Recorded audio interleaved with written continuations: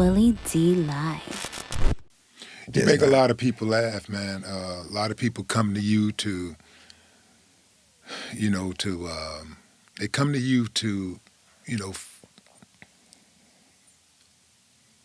for a moment of relief, like from, the pain of the world, so to speak, Or just sometimes people just want to check you out just so that they can have some, relief from the daily rigors of life, right? Is there anyone who is no longer here that you wish that you could make laugh? Like that you could wish that moment, Oh, that you had that moment to just make laugh right now. Ashley Ray Mitchell. And who is Ashley That's Ray my little Mitchell? sister. Oh yeah, Yeah, yeah, she yeah, passed. yeah, She yeah, yeah, passed at 8. yeah. That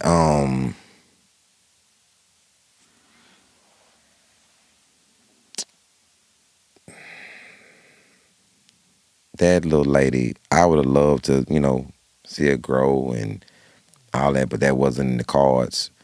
But it's a it's a thing that the Creator blessed me to have daughters that I could live those moments with. So I try my best to make them laugh as much as I can. I try to. I have a saying, and it's for women. Never have children with a man that won't dance with them.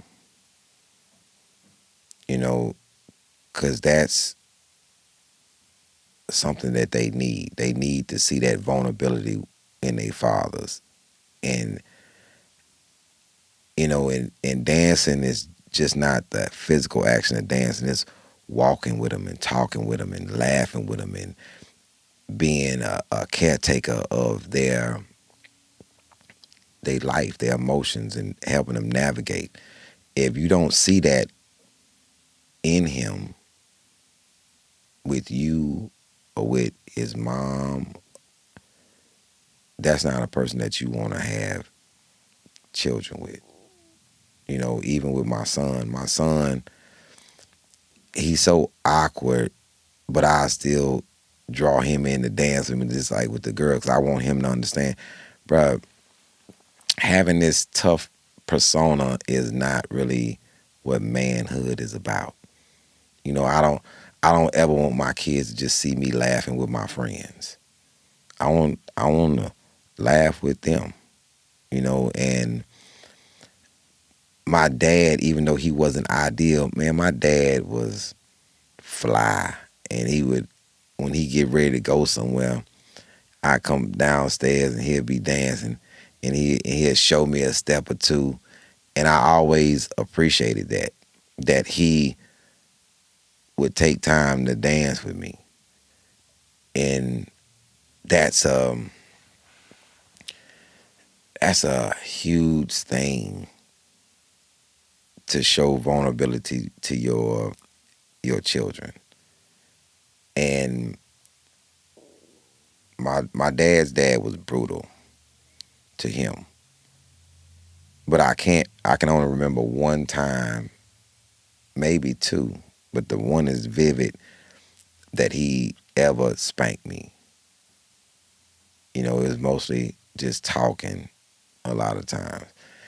And I used to be a firebug, and my sister had these stuffed animals, and I was flicking these matches 'cause I was so infatuated with fire. So I'm flicking these matches, and one of the little coals go into her stuffed animal, light them all up. And I didn't lock the door. I won't let my mama in. I'd rather burn up in this room than let my mom in this room. And she promised me if I opened the door, she wouldn't spank me. She got in and she tried to put it out. Fire department came. They put the room out and burnt up the whole room. And she didn't spank me. But she called my daddy. And I heard him coming up the steps. It's like he was breaking each step as he came up. He was so mad. And I said, oh, that's a dirty move right there. He don't even, and I said to my mind, he don't even live here. And he came in there and beat me down. And that's the only time that I vividly remember. So I come home. So your mama Scarfaced you. Like, you remember Scarface said, I'm not going to kill you. Remember Tony said, I'm not going to kill you. Shoot this bitch. My son, I come home and I see this box that's burnt in the garage. Like it's a little flame going up. And I went in the house and I said, Hassan, come here. Went in the garage, just me and him. I said, hey, let me tell you a story. Told him this whole story about fire. And I said, Hassan, I don't even have to ask who did this because you're me. This box that was, what were you trying to do? And he was stunned that I even knew that was him. I said, Hassan, bruh, don't burn this house up. Don't let me catch you playing with no fire.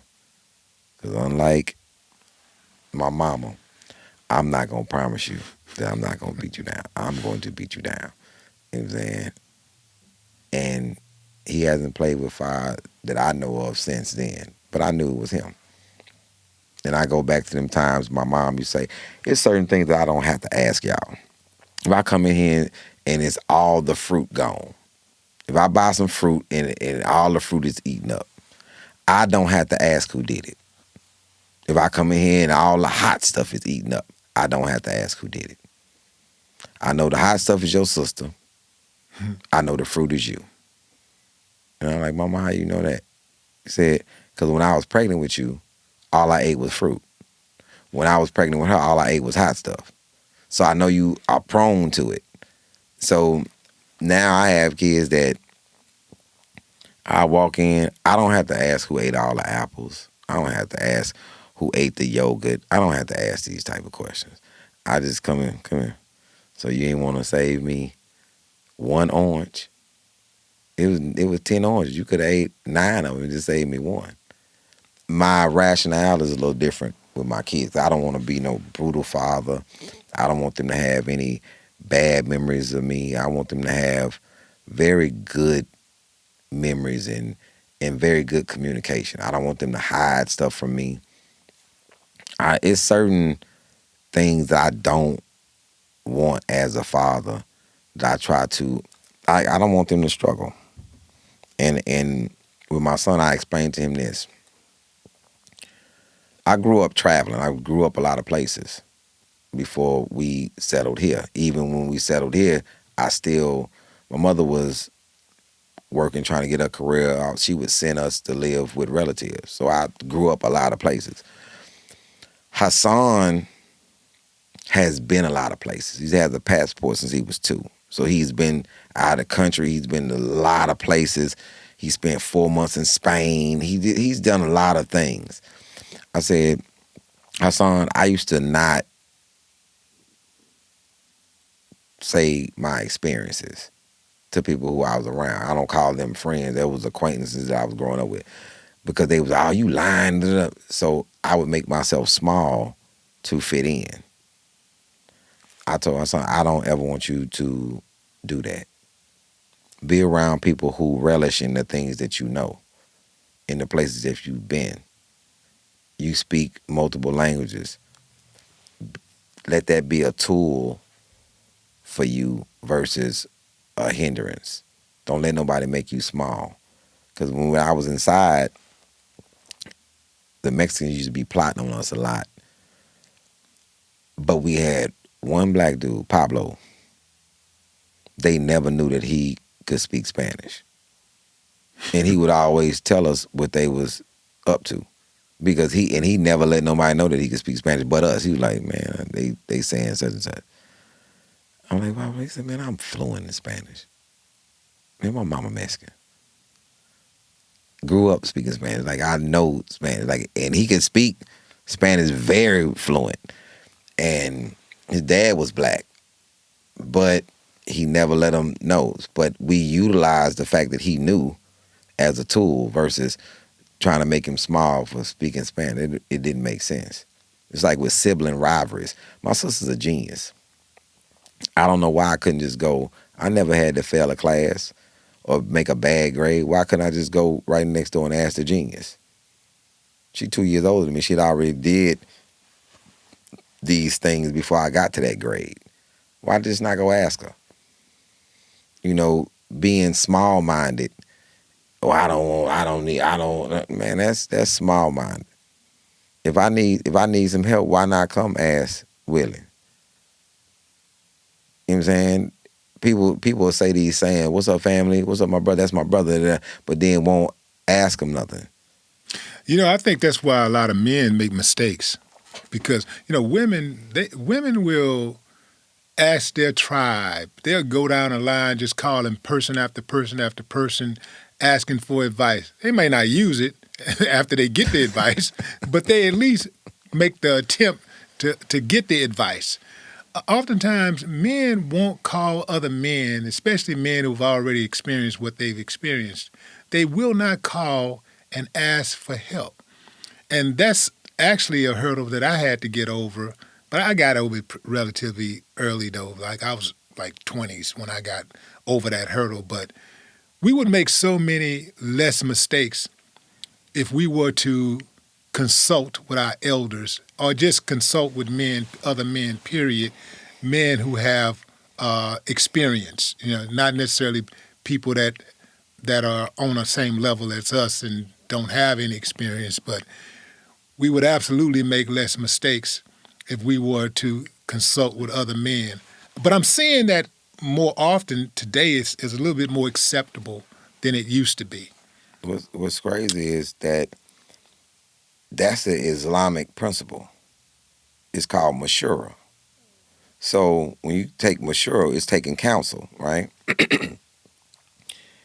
If you come to the table with a problem, you express your problem, and it may be 5 people, it may be 8 people, it may be 4 people, but you express your problem to the elders and what we consider the wise men, like people who have more wisdom than you. So, and more knowledge. It's called elm. The rule is once you put the problem on the table, you have to empty your cup. You can't say anything until everybody goes around and put something in the cup, so to speak.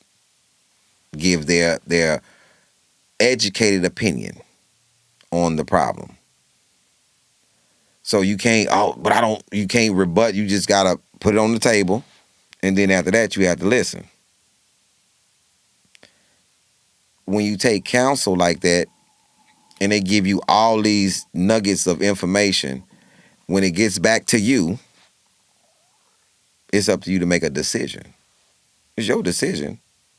We just gave you all of what they call hikmah, all the wisdom to the solution, to the problem. To the problem, gave you all of the hikmah to the problem for you to come up with a solution. And I never really understood it until I saw it. Never really understood it until I saw it. And the first time I saw it, his brother, they was making a determination of this brother wanted to go in what they call in Jumat. He wanted to go out and propagate, but he wanted to go to Brazil. They was doing a Jumat to Brazil. And it's like 9 brothers, and they sitting around, and they giving a ruling on this. And all these brothers are talking. And then they get to Imam Abdul Malik. And Abdul Malik asked 3 questions. He said, has the brother ever been out in Jumat for 40 days before? I'm like, no. Is the brother married? No. And then he stopped. He didn't even get to the 3rd question. He said, because he had said he had 3 questions. He stopped right there. And he said, according to the ruling in the Fuqaha and the criterias of going out in juvenile for 40 days. One, you have to have been out for 40 days before, and you cannot go to any Latin countries if you're not married. Conversation was over. Decision was made because he gave all this other stuff that them brothers said, very knowledgeable brothers, but they never went to the basics of what is the criteria.